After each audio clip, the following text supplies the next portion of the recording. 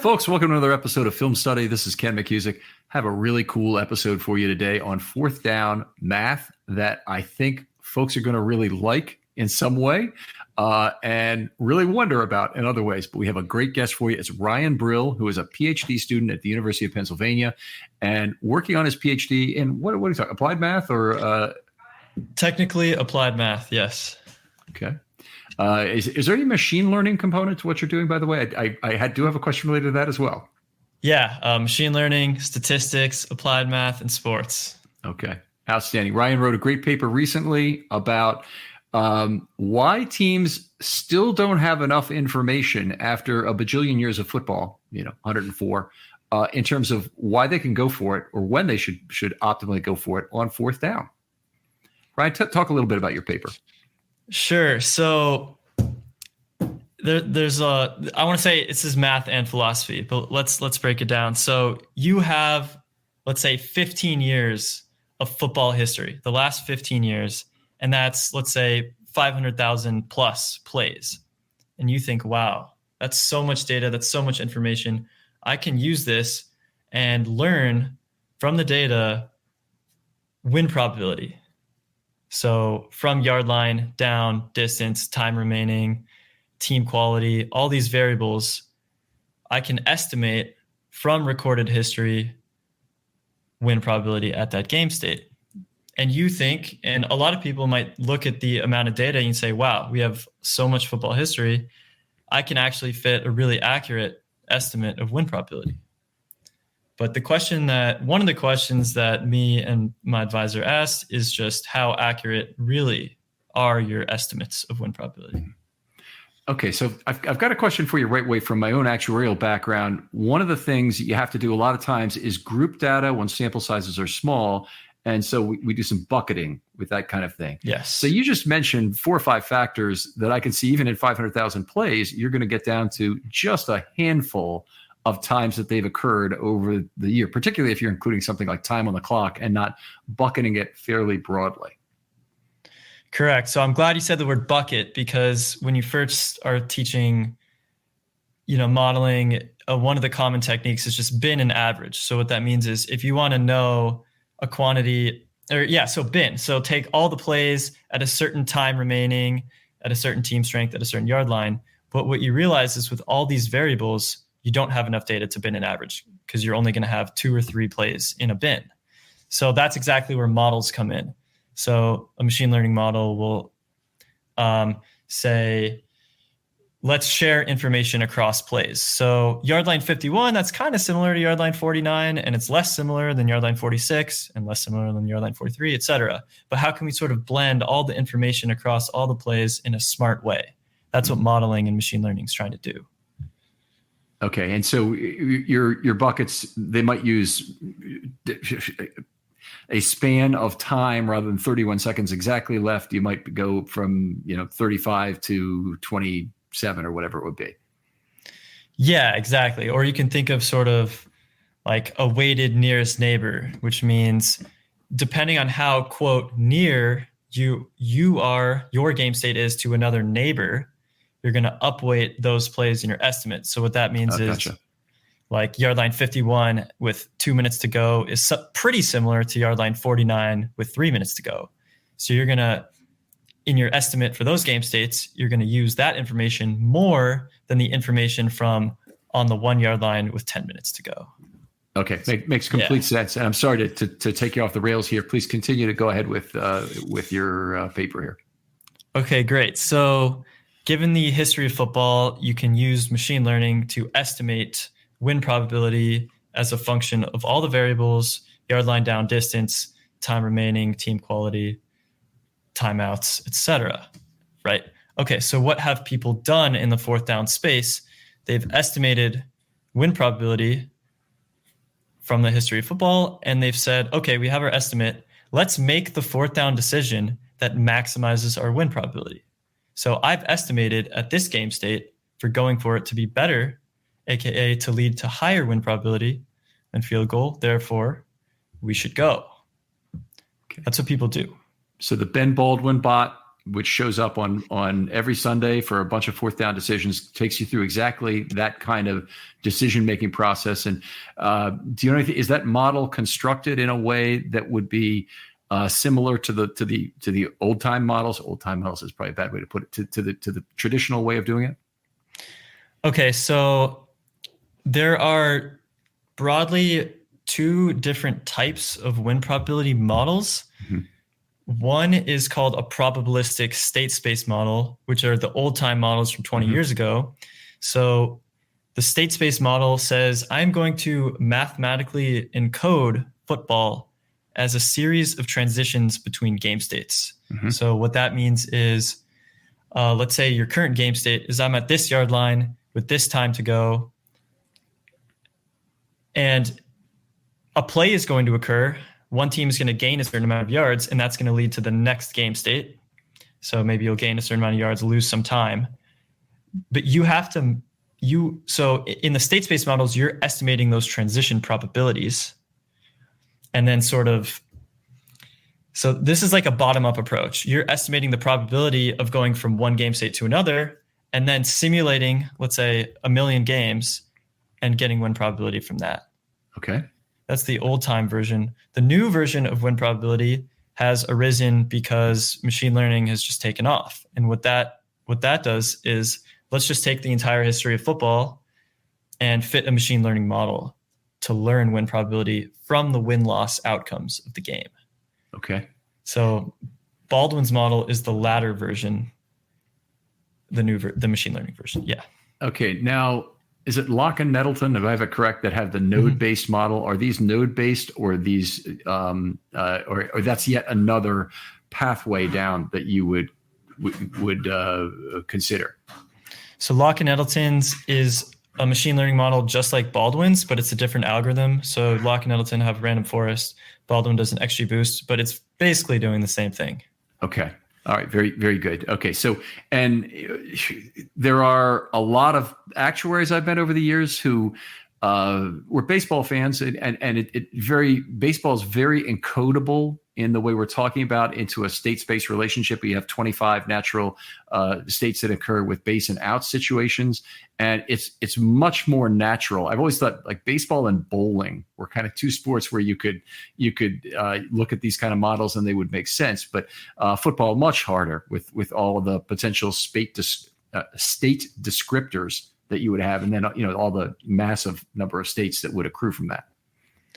Exactly. So baseball, bowling, and I want to throw beer pong in there. Beer pong. Okay, there you go. It's very easy to encode the states and to get the transition probabilities between those states.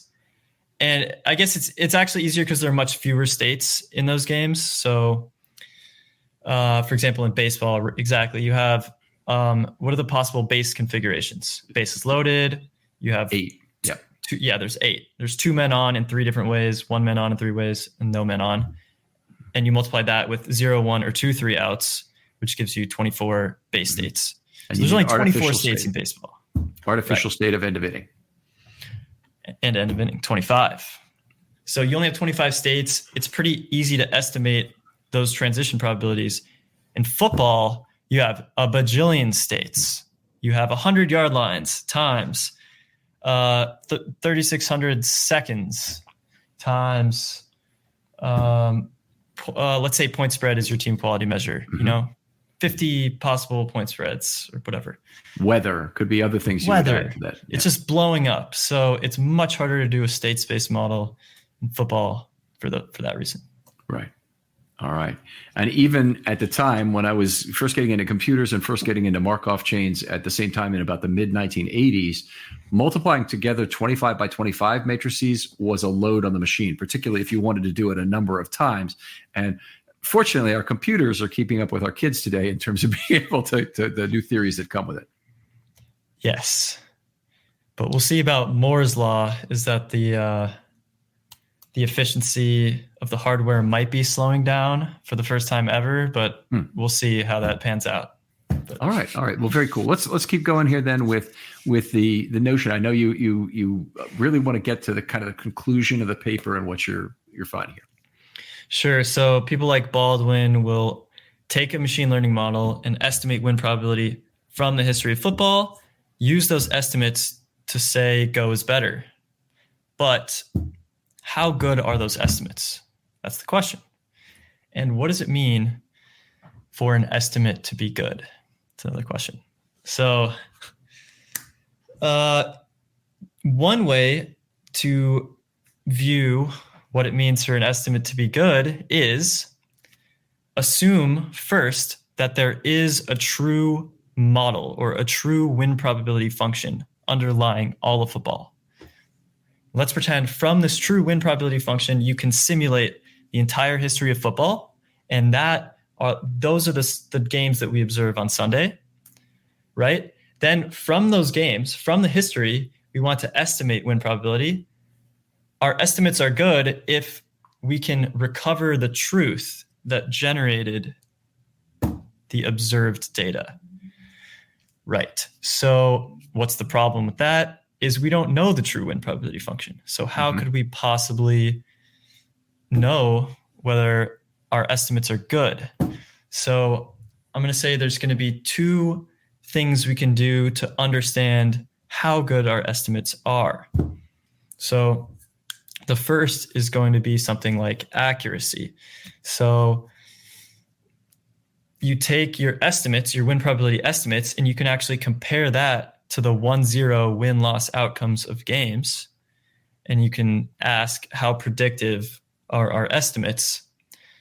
The problem with that is if you're going to be predicting a 1-0 win-loss outcome with something like a 0.65 win probability, your estimate, it's going to be bad in absolute because 0.65 is far from the number 1. A better question is like, how good are your estimates? How accurate are your estimates, say, relative to a casino or relative to some other model? So you can use accuracy to say which model is better or more accurate. But accuracy is not really enough to tell us sort of on an absolute scale how good our estimate is. Okay, so I think you said some stuff in the production meeting that I want to tie back to and want to make sure that I'm understanding correctly. So you're trying to understand. Ben Baldwin's giving you a number coming out of his bot that says this is a strong go for it plus 3.4% or whatever. He's saying that increases your win probability by that amount. And you're saying, well, maybe that's true. But the other thing you said in the production meeting that I haven't heard you introduce yet is, do I really have enough data to make that judgment? Correct. Okay, so perfect transition. So even if a model can be accurate relative to another model, but take your best possible model, and let's just pretend right now that Baldwin is the best win probability model. How good is that in absolute sense for making decisions? So this is sort of where confidence intervals come in. So and the interpretation of a confidence interval, the definition is very technical and people sort of mess it up. So I'm going to be just careful in how I'm saying it. But let's say your estimate of the win probability, if you go for it, is 0.65. Okay.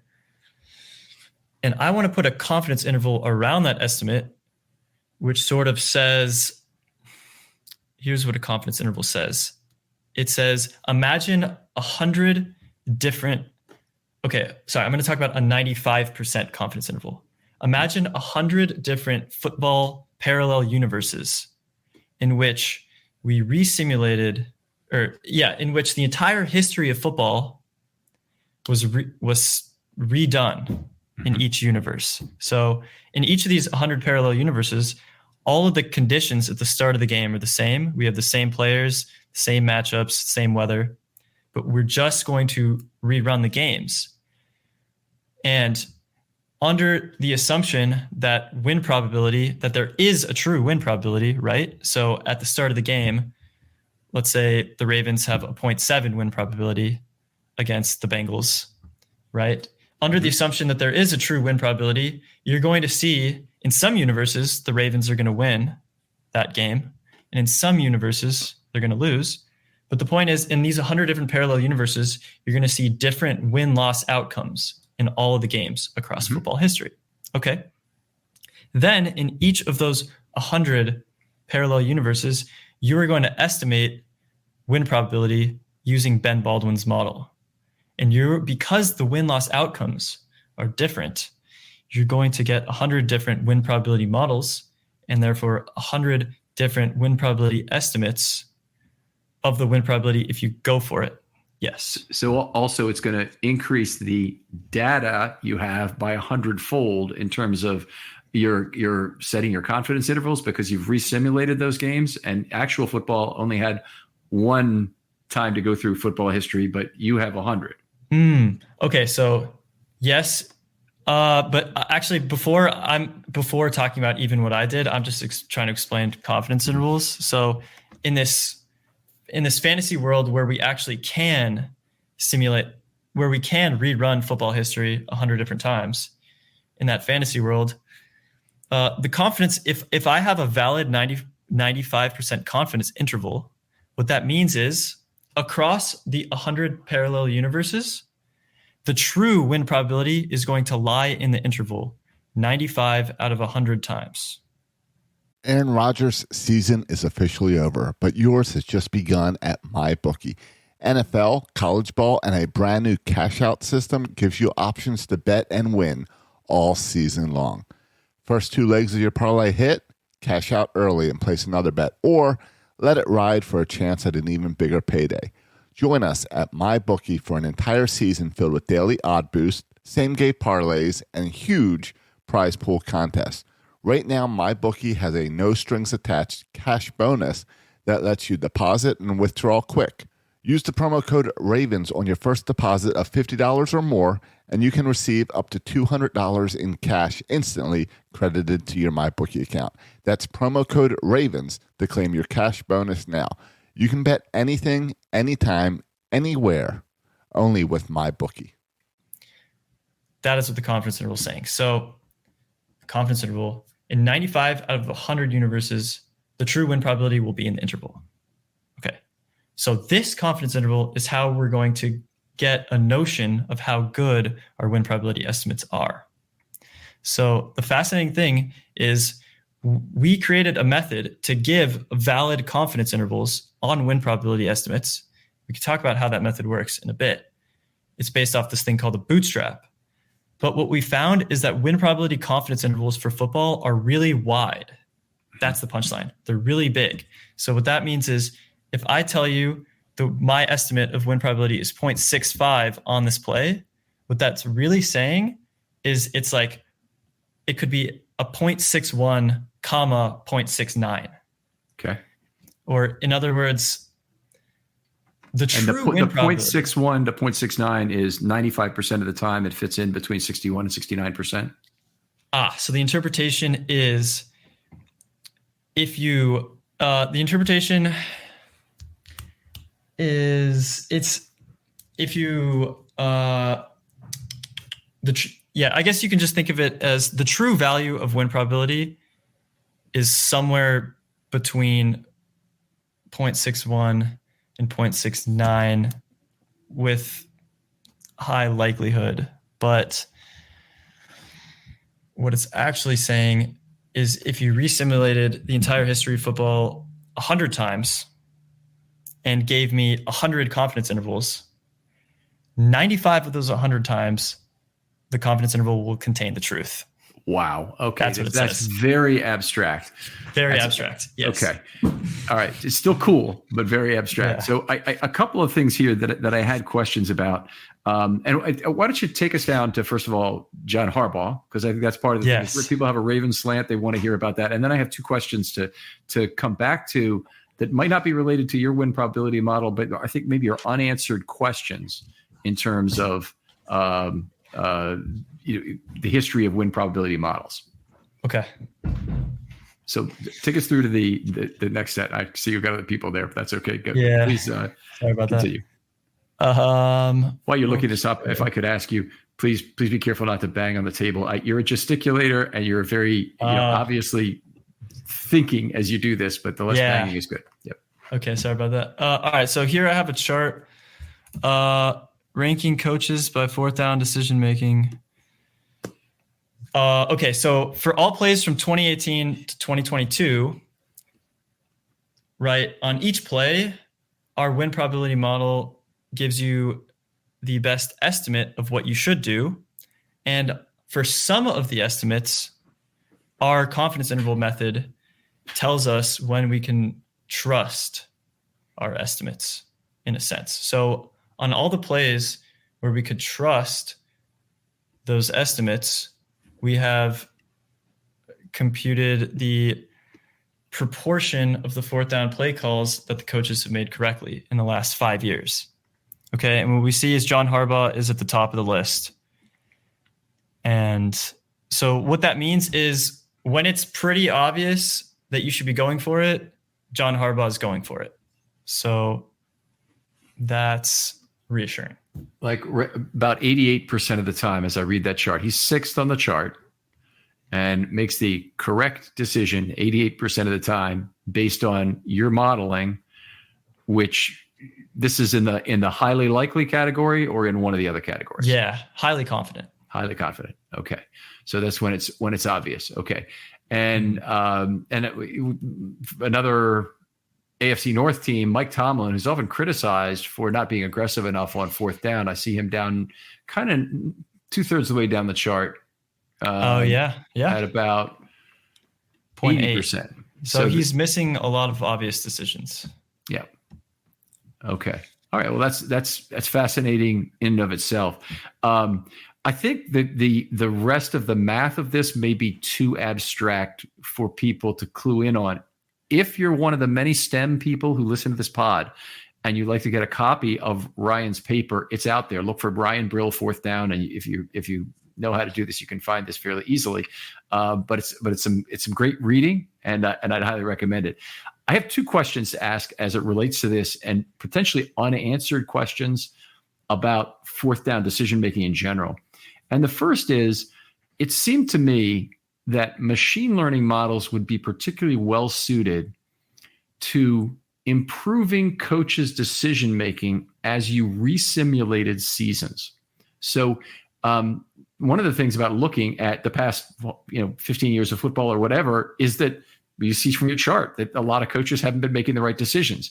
But once perfect information is out there and they start to get more perfected at making choices of that type, your machine learning model should actually change the history of football or the odds of doing things so that coaches are more clever. So, are you really, when you're making a decision about fourth down, are you really considering currently in the model bad decisions that have been made over the last 15 years as part of your expectations of what your opponent is doing to you? Yeah, so it's a great point. If you estimate win probability and then tell people to make decisions based on that, if you change their decision-making behavior, win probability is going to change.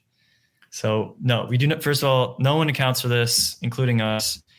And especially the models that just take the entire history of football and learn win probability from that. Mm-hmm. Those models fundamentally cannot account for this because it's purely memorizing past information.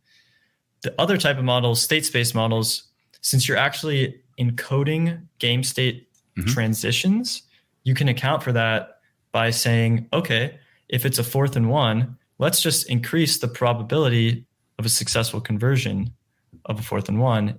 And that can change the win probability. Based on that, the hard part is it actually is still difficult to estimate the conversion probability, and errors in those can propagate through the entire win probability model. So It's a different set of difficulties. Okay. So problems there. But anyway, that was something that, not really knowing machine learning. And that's one thing I mentioned to you in the production meeting is basically all the interns I ever hired would come in with these, really much greater knowledge. Like PCA is not something I learned in school. PCA you probably take for granted in terms of, it's called principal component analysis. You're finding the best non-overlapping data to estimate something from a number of variables. Okay, and I'll try and explain it, and then Ryan, you correct me if I'm wrong, because Sure. one of the issues with having like an N factor model of any sort is that you may be collecting overlapping information that tells you the same thing in two different variables. And so PCA tries to say, what's my best set of non-overlapping variables that will give me the most information without creating unreasonable expectations from variables which are telling you the same thing, and you're then multiplying the effect of together. Yeah, we could have a whole podcast on just PCA, but that, I think everything you said is correct with the caveat of you have to add the word linear. So PCA is what we call the best linear autoencoder.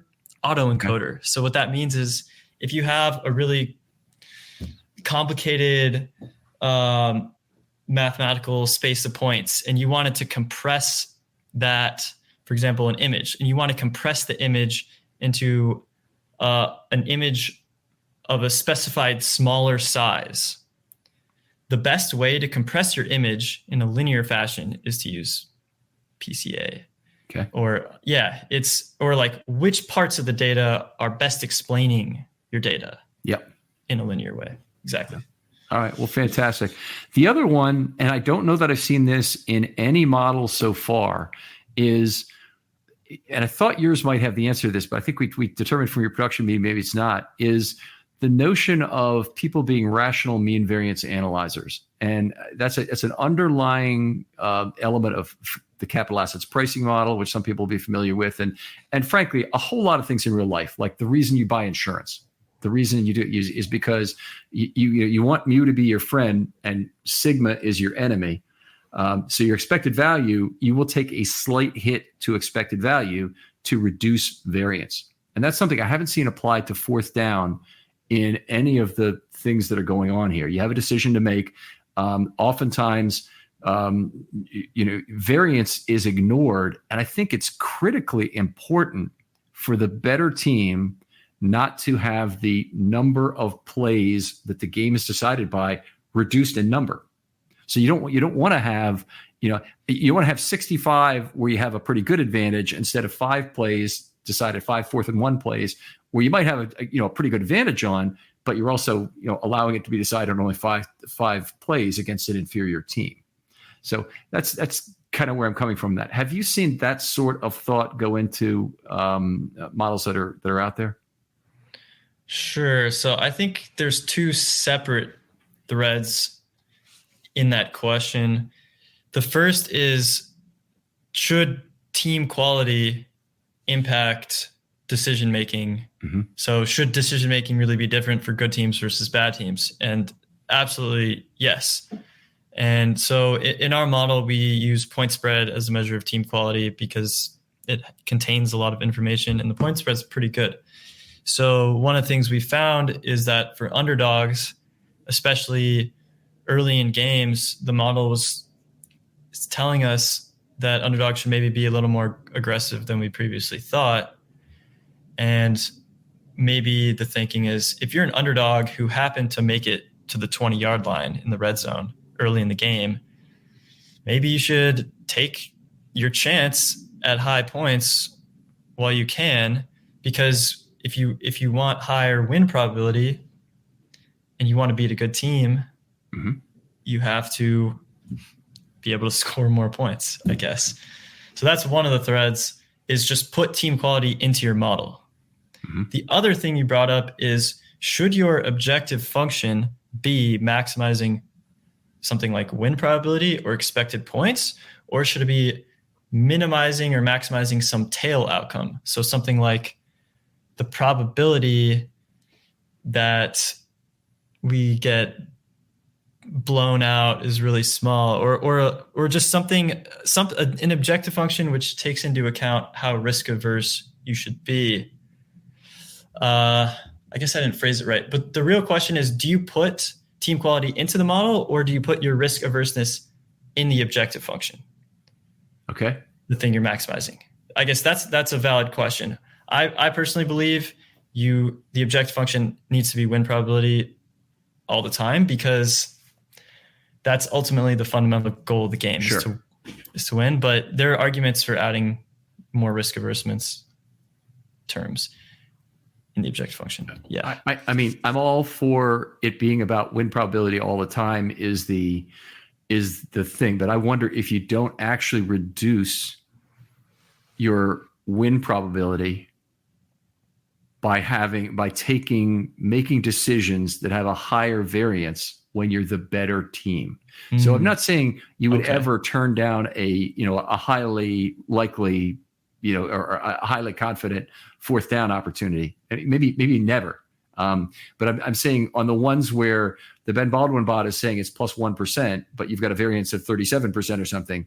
I all of a sudden, I don't want that one if I'm the better team, because I'm heaping my chance to win this game into one play as opposed to running it out over all of them. I see. So it's almost like maximize win probability subject to the variance in win probability is not too large for a better team. That makes sense. So actually in my app, I have this fourth down app. You input the game state. It'll tell you what to do.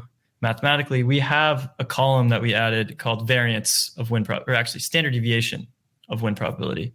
So what we actually find is that on the go for it plays, it tends to have a much wider standard deviation of win probability because, if you succeed, then getting a +7, a touchdown, is still very much within reach. But if you turn it over, it's the opposite. So it's the swing of the +7 for your touchdown and a -7 for their touchdown that leads to a high variance. It sounds like you're denominating that in expected points, but I guess you could also denominate that in expected wins from that point either way. Okay. Ryan, fantastic stuff. So first of all, tell people where they can find that app of yours. I think there'd be people who really love to look at that. So the app is still private on my computer because, we were thinking of trying to sell it, but honestly, I'm not sure how much monetary value it has. So maybe I'll release it in the coming months. Okay. That being said, the paper, I also apologize that the paper right now is 58 pages, and I've been told by so many people to cut it into 2 because there's really 2 broad themes. So by Martin Luther King Day, I will have cut it into 2, and the writing will be a lot better. So I just want to say that. Yeah. All right. Very good. Ryan, exceptionally good. I think you do a very good job of explaining things in terms people can understand. I'm sure that's going to lead you to tremendous career success with this. Tell folks where they can talk football with you online. Sure. So you can find me on Twitter at @RyanBrill_, or if you can email me if you find my website. All right. Outstanding. Other folks out there, if you'd like to come on a film study short, you don't have to have an idea like Ryan's necessarily, but I'm interested in whatever you have, whether it's technical, whether you want to talk about the Ravens and something they ought to do at wide receiver, or anything else that you're passionate about. I'm trying to meet new people, particularly on the bye week. This is a great opportunity to get these shorts done, and would like to talk to some more folks. Ryan, thanks again for coming on. Thank you. And we'll talk to you next time on Film Study.